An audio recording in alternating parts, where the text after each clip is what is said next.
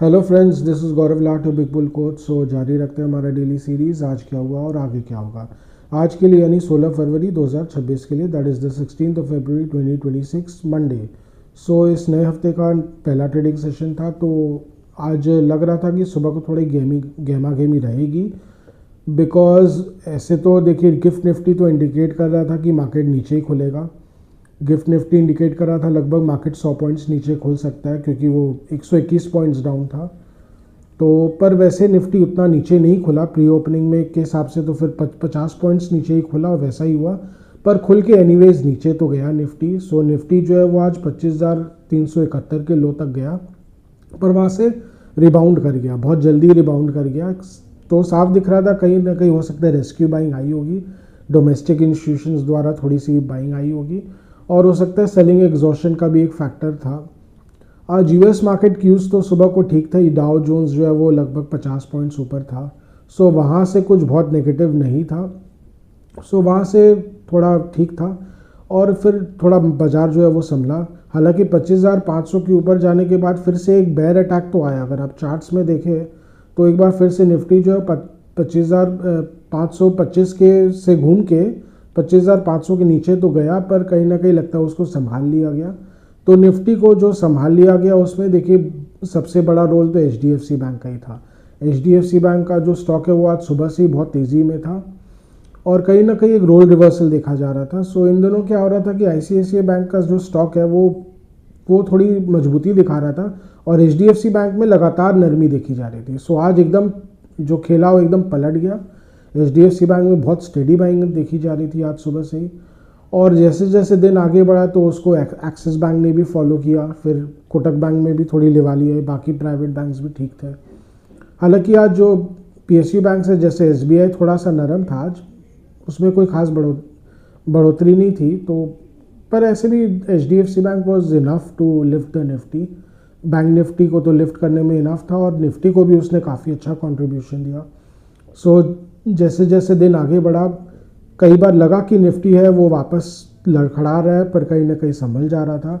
और जैसे जैसे दोपहर आया तो 25,600 के ऊपर जो निफ्टी चला तो एकदम से चलते ही चला गया। All the way it went almost two 25,700। 25,700 के जस्ट 5 पॉइंट से घूम गया निफ्टी, पर काफ़ी स्ट्रॉन्ग नोट पे क्लोज किया आज।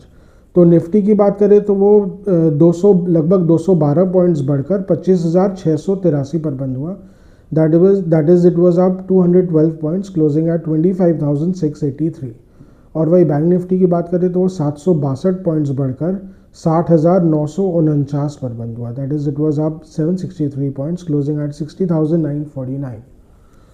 सो बेसिकली यही था बाजार का। जैसा कि हमने कहा, HDFC बैंक जो है वो मार्केट का हीरो था आज, और जैसे जैसे बाजार में मजबूती आई तो ओल्ड इकोनॉमी स्टॉक्स में भी थोड़ी लेवाली देखी गई। अदानी ग्रुप स्टॉक्स आज सुबह से थोड़ी तेज़ी के मोड में थे, और उन्होंने अपने गेंस जो है वो बना के रखे। ऑलमोस्ट 2.25% के गेंस थे अदानी एंटरप्राइजेज में। और रिलायंस इंडस्ट्रीज़ में दिन आते आते फिर अच्छी लेवाली देखी गई। रिलायंस इंडस्ट्रीज़ 1% से ज़्यादा ऊपर था, भारतीय एयरटेल भी लगभग 1% ऊपर था। सो कहीं ना कहीं बाकी ओल्ड इकोनॉमी स्टॉक्स ने भी अच्छा कंट्रीब्यूशन दिया। FMCG ने कंट्रीब्यूट किया। फार्मा सेक्टर में आज तेज़ी थी। सो ओवरऑल मार्केट जो है वो अच्छा हो गया। ऑटो सेक्टर में थोड़ी नरमी थी आज सभी, चाहे वो मारुति हो, महिंद्रा हो, आयशा मोटर्स हो। पे ऑफ आयशा मोटर्स तो ऐसे भी इतना ज़बरदस्त तेज़ी में आ चुका है, तो कहीं ना कहीं थोड़ी सी प्रॉफिट टेकिंग तो बनती है ना, उसमें थोड़ी नरमी थी। बट ओवरऑल मार्केट का टोन आज अच्छा हो गया।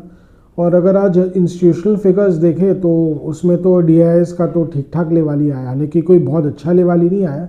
लगभग 1700 करोड़ का लेवाली आया DIS का, और FIs ने 1000 करोड़ के आसपास बेचा है, तो कोई बहुत मेजर सेलिंग नहीं हुआ। सो मार्केट को बढ़ाने में आज basically role lack of selling ही था। So lack of selling coupled with short covering, और उसके अलावा कहीं ना कहीं थोड़ा सा एक बोलते ना सेलिंग एग्जॉशन का भी एक फैक्टर था। सो उसने मार्केट को कंटिन्यूसली ऊपर की ओर रीडायरेक्ट किया।